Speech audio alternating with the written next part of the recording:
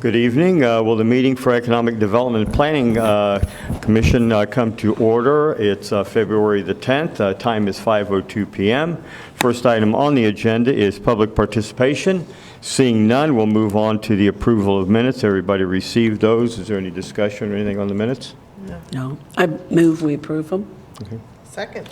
Any further discussion? All in favor? Aye. Opposed, same sign. Our minutes from January the 13th have been approved. Next item on the agenda under economic development is annexation updates, specifically, and the first one there on the Vance property. Sure. Thank you, Mr. President. A couple things I want to talk about with annexations. First was on the Vance annexation, and I wanted to try to avoid confusion, try to get ahead of this a little bit because it's been in front of you now for a while. Different things are coming in front of you. Right now on third reading is the pre-annexation agreement. That's a contractual relationship that we would have if so entered with the annexation people, the Addison properties and the Vance property.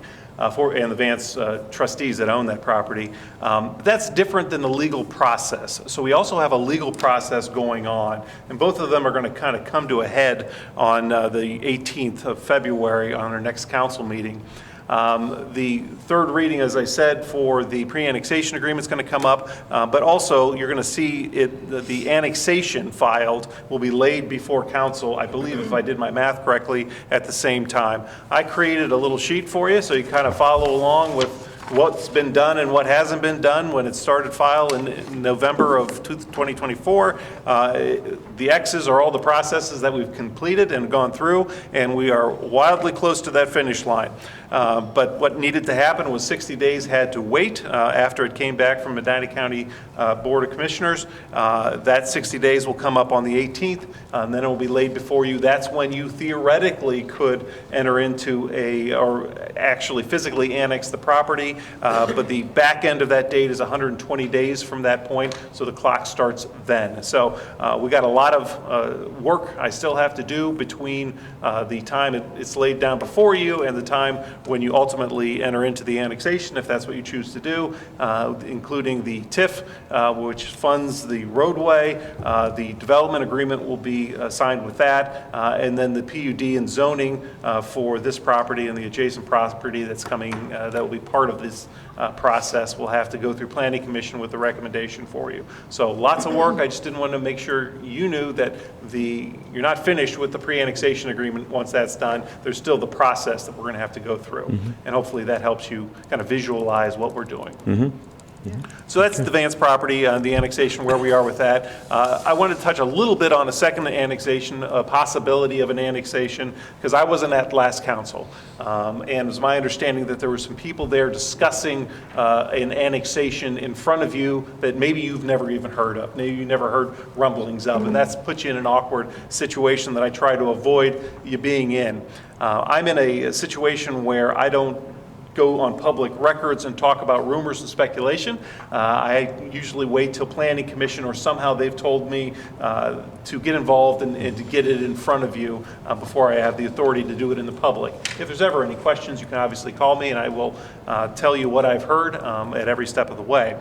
But for that one, it's, in my opinion, better to, instead of just hearing the rumors come through, hear directly from the developer. So when and if they're ready for that, and I can tell you, based on an email I heard this morning, that they are going to come in front of you and present what their vision of that property is going to be. We'll go through the Rule 23, and this is the second time we're going through it, so it should be a little bit easier. You'll hear from safety, you'll hear from engineering, you'll hear from planning and economic development. We'll go over what our agreements or what our documents say is how we should look at this, because they're a little old and maybe they've changed in your mind. So let's talk about what it says so that you could know what you can change it to if you so choose.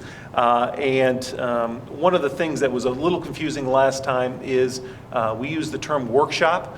Sometimes when we have Kathy Fix just talking to you or educating you, it's a workshop. You guys can't talk amongst each other because it's not technically a meeting. This is a meeting. So I invite you to talk, not only ask any question to the developer, to myself, or to anybody else, but to talk amongst yourselves. Because ultimately what I'm looking for is you to tell me, hey Tom, this makes sense, I want to lock this in, let's do a pre-annexation agreement for this, or this isn't ready for prime time, and maybe a different type of development would be more appropriate. So you can talk amongst yourself during that meeting because proper notice has been sent out to everybody based on our Rule 23. So that's what's going on with a second annexation that will be something that you'll be able to look at. You'll see the concept plan, and you'll be ready to talk about it at the work session when it becomes available. Okay. Would this be one developer or two developers? With the proposed annexation that's coming, it's one developer who's looking to come in off of Hartman Road in the area. And they'll show you, and what I told them, what would helps me is actually visualize what it looks like. Show me pictures of the units. Show me a site plan. Show me, tell me how density is going to be. Tell me any parks that you're going to be building onto it. So that's what they're preparing, and hopefully they give you a good idea of what their vision of that property would be. So there'll be a work session for that, and then it'll come before economic development, is that There'll be a work right? session with that, and then based on that work session, I'll either tell them, file it, stop the contractual part, start the legal part, and then Okay. they can file it. But at the work sessions, we can ask them questions, but we can't talk amongst each You other. can talk amongst yourselves, you can At the work session. deliberate, you can talk to them, you can ask us any questions as well. It'll be a public meeting. Oh, it'll be a public Meeting, not a Okay. work Do you know session, right? how many acres that is? 17, if I'm top of my head. Yeah, pretty close, I believe. And that will happen, that will get presented to us about when? When they talked to me, I said, get me the stuff and make sure that they have the proper documents and everything. Then I'll go to Ms. Darlington to try to tell them this is ready. So let's set it down. So it'll probably be 2 weeks after that. Okay. To give everybody time to kind of get everything done. Okay. And find your schedule something that's All right. appropriate. All right, sounds good. Thank you. Yep. Any other questions on either one of those items? Next up is the job creation grant for Midwest. Yeah, we have two major tools that we use as a city for tax rebates for incentives for industrial. Industrial projects are ideal. We love to have them. We love to bring them into the city if we can. The first one's the Community Reinvestment Area Program that talks to abating property tax. The job creation grant there abates payroll tax. We've got a company that's currently in the township of Wadsworth that's looking to come into the city, and we've been talking. Their name is Midwest Engineering. They're a robotics company, so I did a tour of their facility, and it was really neat what they were working on. Those little arms that come in and actually do some of the works that when you go through other businesses, other industrial parks in Wadsworth, that's where they get them from, is right here in town. They're looking to purchase the H&S Tool building. If you know that building, it's on the By the way airport. to the airport. That's been vacant for about 5 years, hasn't been producing anything. So this would be a nice boon for the city to not only fill that space, but to fill it with the jobs that are going to hopefully be something that's sustainable for the long term. Currently, it has 34 employees, and they're looking for 25 more in the coming 3 years. Their payroll expectations are going to be over $3 million. Now, we look back to our guidelines as to where does that sync together. Under that, our current guidelines, which were redone in 2020, that is a 7-year abatement at the 40%. Okay. So, we're at the stage where they're ready, we're ready, so I need authorization from you to enter into that type of contract. If you so move it up to Committee of the Whole, I'll have that contract done so that you can look at it before voting on it, but I would ask that it be moved from this committee up to Committee of the Whole. Okay. Any questions on that from Mr. Moore? Is there any reason not to do that? No. I wouldn't think so, okay. I'll make a motion then that we have legislation prepared for our next meeting. Okay. I second that. Okay, any further discussion? All in favor? Aye. Opposed, same sign. Okay, we'll move the, you can go ahead and prepare the legislation then for, to present council of the whole. Will that be next week then? Thank you. Yep. Okay. When are they looking at moving in, since the building's vacant? I mean, The building's vacant, they got a lot of work they have to do, so Right. they wouldn't start production until the first of next year. But Okay. they hopefully would take over the building and start doing all the retrofitting that they need to to get their robots that help build the other robots. Have they purchased it already, or? I think they may have transferred or not, I'm not sure, but Okay. their intention was, they had an option on it, let's put it that way.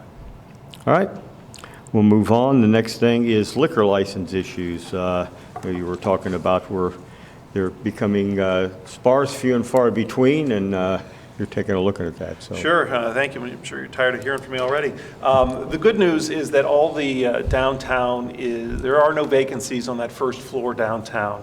It's been the first time in a long time that I can say that. Either they are full with a client or with somebody in there, or they are spoken for, meaning they're under lease and they are building towards that. So when we're looking at these long-term or looking at these problems, I'm trying to look a little bit more long-term. So maybe I'm not dealing with the problem right in front of my face, trying to get in front of it a little bit down the road.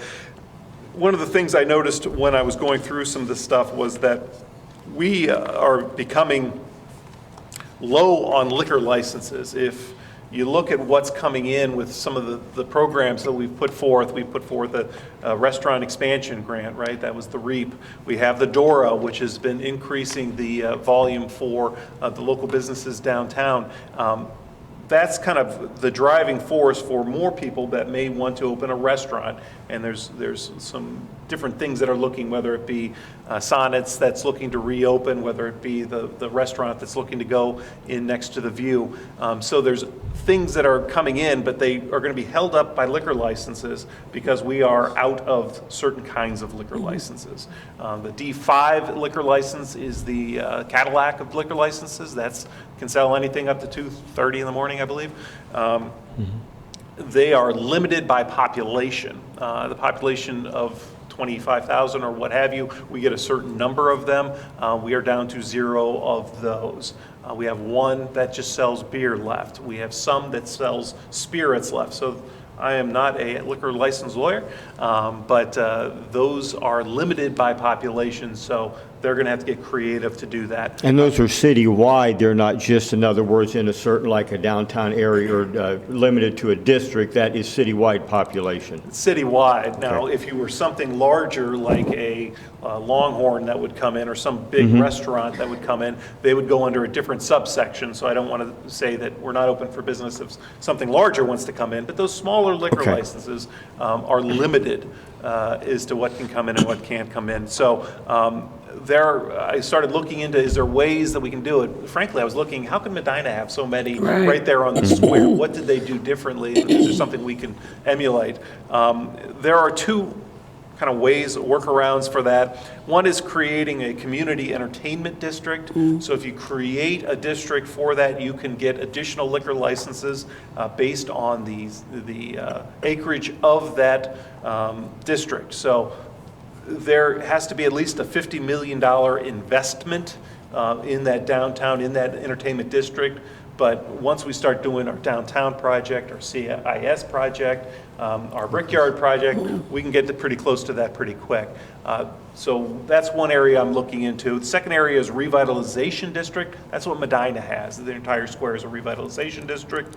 That also can get you an additional liquor licenses based on the acreage. So just wanted to put that in front of you, that that's a problem down the road. It shouldn't stop anybody right now, but we may want to look into expanding that if that's the route that downtown's going to look like, is having places, eateries, additional eateries that would like to take advantage of that DORA. The business that's going in, the restaurant that's going in next to the View, are they looking to have a liquor license, and was there one available for them? That one, their particular liquor license they could do with a spirit liquor license, a D3, and then there's one beer license left, a Okay. D1, so they could do it with combining them, I believe. But what I also don't want to do is create these artificial barriers of entry. There's a market for being able to sell a liquor license between people, and I don't want to increase everybody's costs by having them, purchase somebody else's liquor license who's holding on to it. So this comes from the state, the liquor licenses? Yeah, Or it's controlled from Columbus. now, do they, so they have a set of rules, but it's up to us how many we want to request, right? They authorize us up to a certain number. But like, you don't, Like what based I'm on our saying, population. if we were like, yeah, we just don't want any more liquor licenses, I mean, they'd just be out there not allotted, right? Yeah, there are, I think I understand your question. The liquor license application goes through Columbus, that is not us. Yeah. The amount of liquor license available is based on population that we learn every 10 years, so that's not based on us. But if we were to try to expand it by having these different type of liquor license based on an entertainment district or based on a revitalization district, that's on us. Yeah. We got to create that. What's involved with the revitalization? It's specific as to your population, as to which one's applicable and how to do it. And frankly, I haven't dove into that morass quite yet. But it is, you have to have a certain population. Sometimes it's based on, are you the county seat?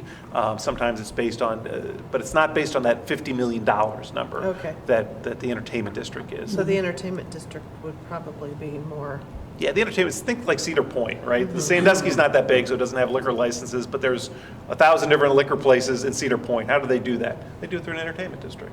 And some of the larger cities will have these entertainment districts, like a gateway district or, around a stadium or something. So Okay. that's how they do that kind of stuff.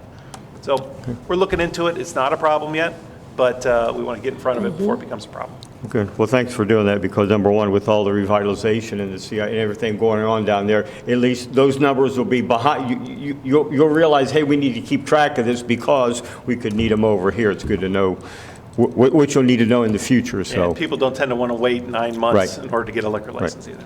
Right. Tom, if you remember, we also used a lot of grant funds for downtown revitalization. Right. Now, obviously, all of that work is probably, water under the bridge won't count, but Okay, think about it. We had a downtown plan that we were going to start implementing before COVID hit. Maybe a time to kind of look at that, because I believe some public improvements within the district would probably Count as well. qualify. All right. I've not looked into it any more than Tom has, but just some things that to consider. okay, all right, very good. Next item up, I'm sorry, with any other questions? No. Okay, all right. Grant request updates. Just wanted to give you a little bit of an idea of some of the grants, and you can see on the form that Iton prepares for you. One of the things she adds is the grant funding. We're really concerned about making sure that the grants we're asking for don't have, are things that actually we want and not things just because they're free. So we want to make sure, because there's oftentimes attachments to that, and so we don't want to get bit by having to pay for something that we don't really want. So everything on here is stuff that we really want or we're planning on doing anyway. The big one that's coming up, and it'll be coming up on February 19th, is the Brownfield Remediation Grant. That is set through the state of Ohio. They have $50 million. We've been working towards this for the past year and a half. Having a brownfield remediation plan created, testing done, making sure that that is going to be something that is necessary, and how would we fix it so that that park is safe. So we have an opportunity for $2.5 million. We have to apply through the Medina County Port Authority because they're the entity. There's a singular entity requirement this round of grants, and that's who our entity is. So that's going to get filed here on the 19th, and so hopefully we'll get some good news and more money towards that project. Time frame on knowing about that one? I think they finally are distributing the first round of the brownfield grants, and that was opened, I think, a year and a half ago, so. Oh, jeez. Right. So it'll be a Yeah, while. I think it runs through 2020. I just got an email on this whole thing this morning, and I think it's a 2 or 3 year program. So Okay. round one's over, and that round two is, I think, what. Coming up. But remember, we've got some money from the state of Ohio that is in our bank account, so we can start with that money. We're starting to design. That was $2.5 million, right? That was I think, $2.5 yeah. million. And then we're looking towards, construction next year, so now we've got a little bit more money, and so hopefully we can keep going, so we can defer the costs as much as we can from our taxpayers. All right. No other questions. We'll move on to item B, streets and places. Yeah, Streets and Places is just the rent, I think I talked about it last time, it's $100,000. There is zero match on that. That is put on by the, it was something that was directed to us from Main Street as something that could combine it. Remember, we have a bike trail, and the trailhead is kind of not there. There's not really much of a trailhead. So if we start working behind the brewery, behind where that new parking lot, maybe help get designed for something that makes sense for the trailhead, maybe figure out what to do with that project. Part of it is a design help as well. So the goal of that is to take traffic, pedestrian and bike traffic off the streets and in somewhere else safer. So we want to park people in the back there so they can have events there, so we're not having events in the front as much. So we think it's a good mix, and hopefully that will be successful in getting us at least a portion of that $100,000. But there is no match on that. And just to kind of remind everybody, if maybe even on the committee, if you didn't know, that when the trail was put in, the trail actually starts in the back parking lot. Right. I mean, currently, all the signage is up next to the Subway over there, mainly because of what the condition that lot was back there when the trail was put in. But it actually starts there in the back and comes up the alley and comes across that way. So if we can get some I've seen bike repair stations that have been kind of a portable outside, nicer, designing some type of outdoor restroom facilities or something where people could start their trail right. So we're excited about that as well. Right. Next item on there is the America 250 celebration, which is coming up here in 2026. I know those applications have been made for the... One of the things you did was you passed a support of that program. And so because you passed that support of that program, people can make applications that are going to work towards events that are occurring under that. And I believe Roger Havens had some ideas for some signage. So that's where this came from, is Roger Havens wanted some plaques for the National Register of Historic Places. It's $5,000, but that guy can turn $5,000 into a lot of good for the city. So that's where that's looking to go. All right, very good. I have one question. Yeah. The first item under grants management, I don't know what that is. ODOT TAPS funding APS Polaris push button system. Yeah, Glenn, I you know don't know that what one is? that is. That's not what I'm involved with. Okay, my understanding that one was filed by Ms. Anderson, Iton, on dealing with the Streets Department, I believe. Is that, But I don't, The like, streets? what are Polara push buttons? I think they were, They're traffic control, like ped heads, those kind of things downtown. That's what that project looks to invest money in. 30 devices. Okay. Yeah. and the other ones, the ODOT is for sidewalks, the third one's for sidewalks, and then the 100,000 in the American 250. All right. We'll move on to planning. Under zoning issues, we had done the proposed moratorium on the storage units.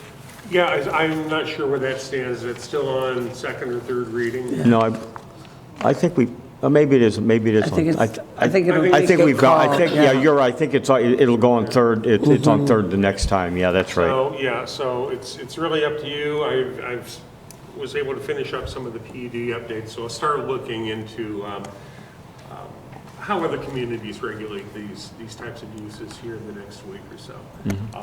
We do have one case involving the storage units that'll be put on Planning Commission's agenda tonight. However, even if this moratorium were in effect, this project would still go through because we started talking with them, my gosh, I think it was last April. We had our initial conversations. By October, November, they had a plan fairly well completed, so they would have been exempt anyhow. Okay, right. All right, next item up is the transitional mixed-use district, which is here in the downtownish area or more. Yeah, that's on Planning Commission's agenda tonight for a public hearing. Okay. In essence, the text has remained about the same, but looking into it, found out that there were a couple other places around town where this might be applied. So we did tweak the language. Again, it's geared more, mostly to the areas around downtown. However, South End, has similar characteristics, where Okay. it's zone C1. That's a possibility where that we can apply it. And then also up on High Street near Brass, where we created the overlay.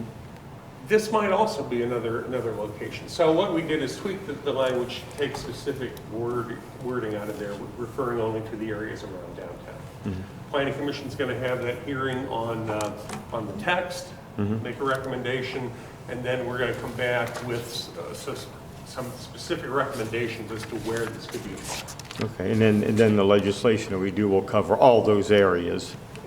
We get the text in place, and then we'll follow up with where do we want this applied. But, Okay. because even in my initial map that I showed you last month about the areas downtown, just a little bit here northwest, for instance, where the Save-A-Lot was located. Well, that block really might be excluded from this area because it really has a It's all- post-1950s. It has a C1 type design to it. There might be other areas that are just slightly to the east and west of downtown that should be included. So we'll be looking at revising that map.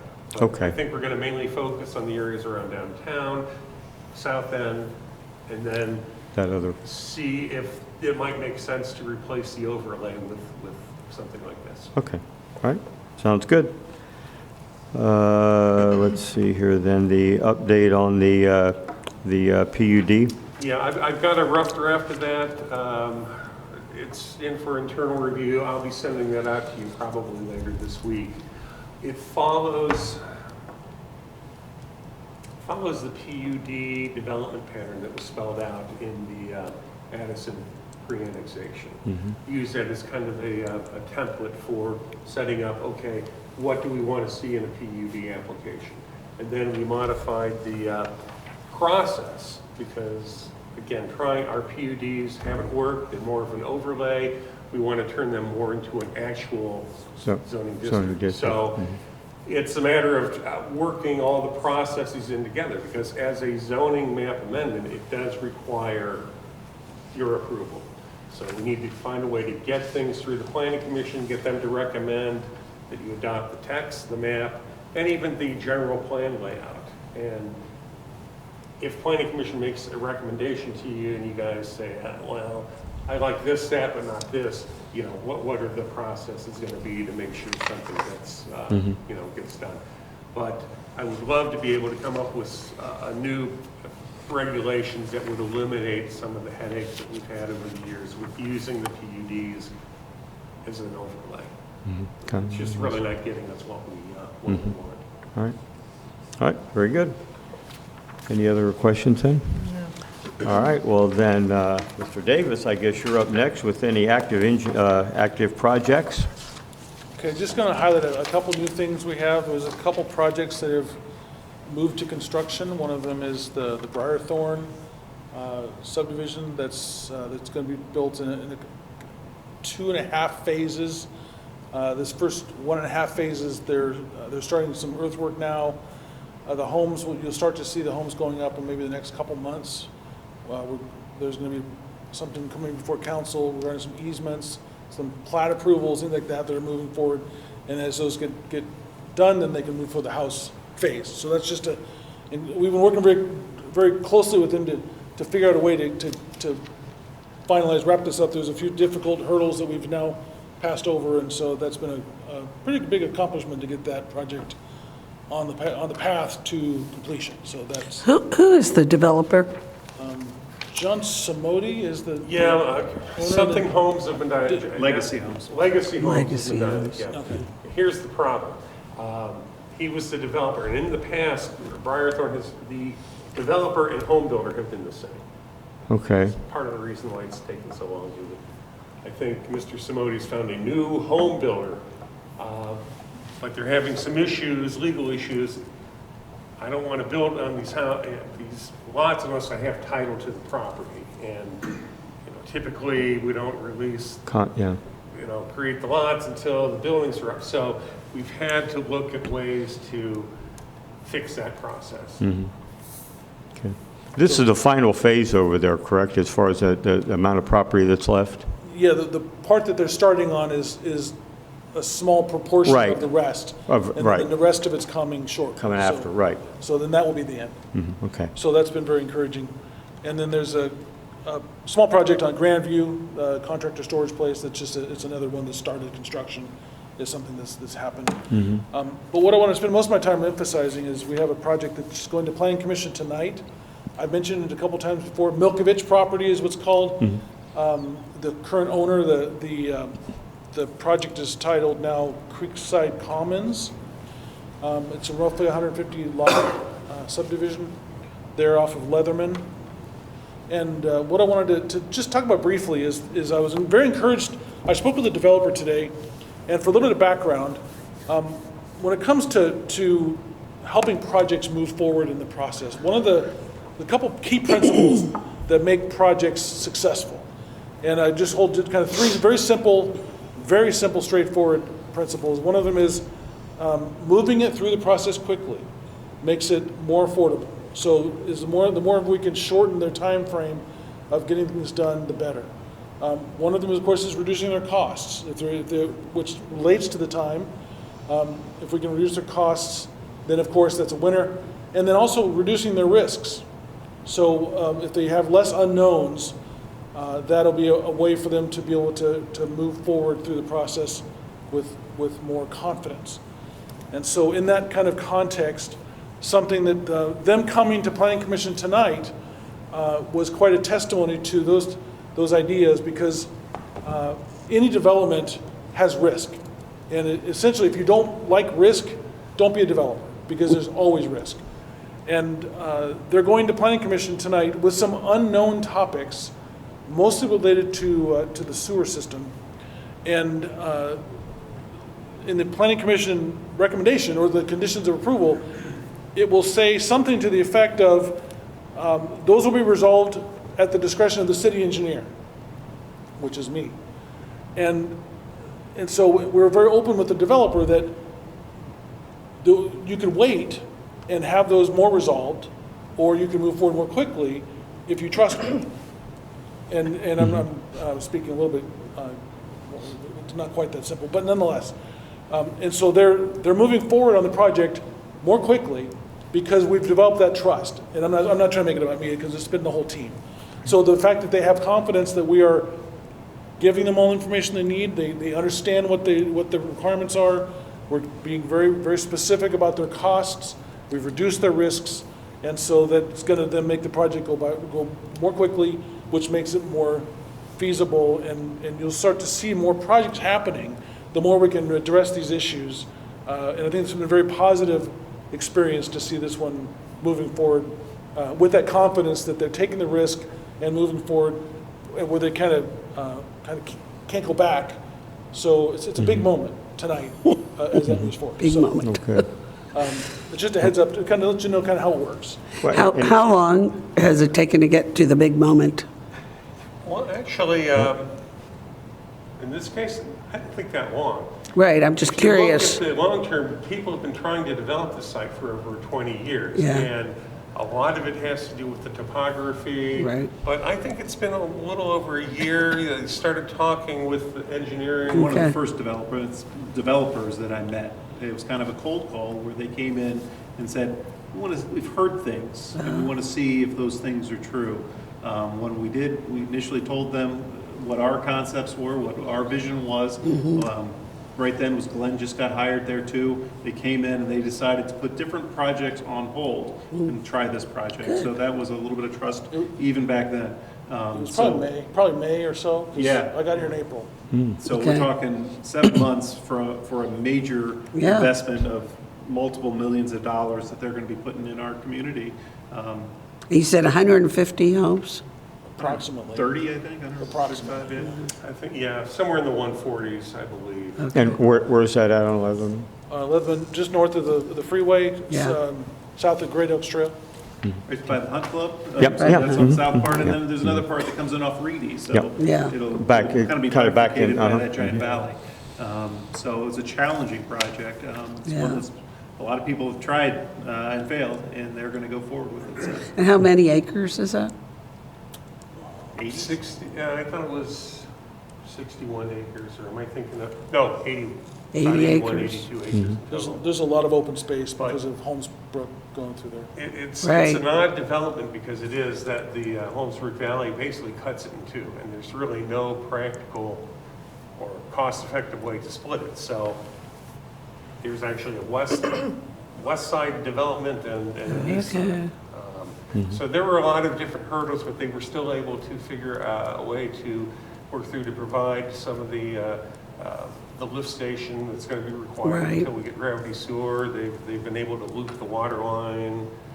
We'll have to do some off-site improvements.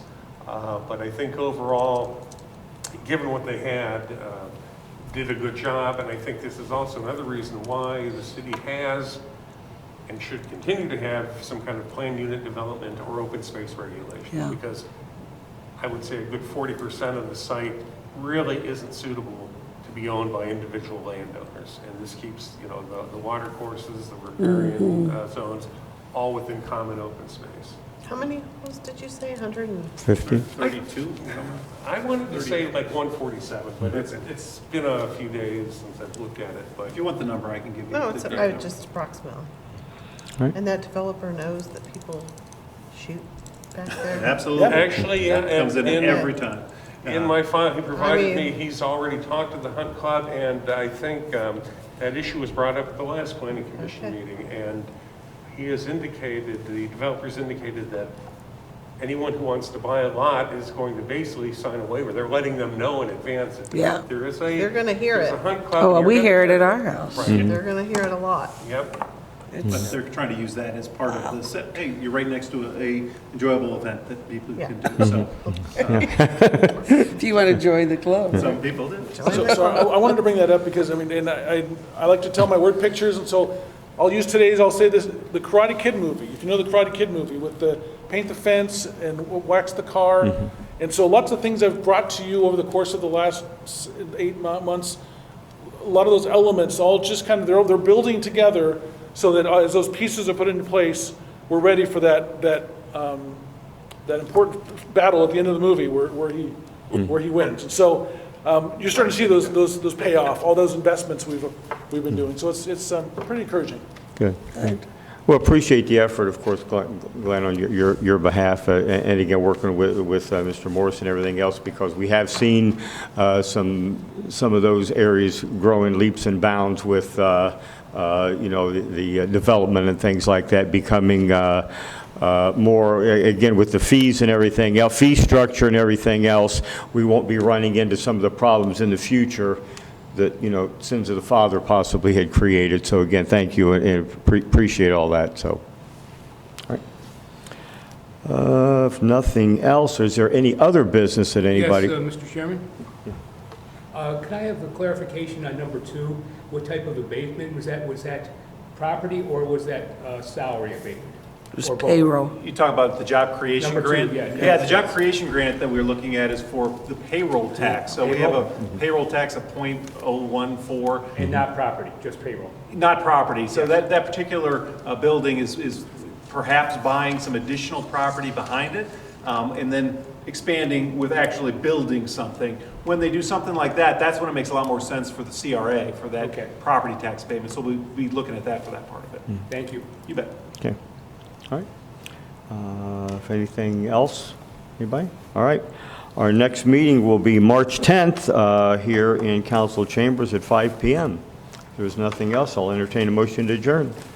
I'll make that motion. right. Second it. We are adjourned.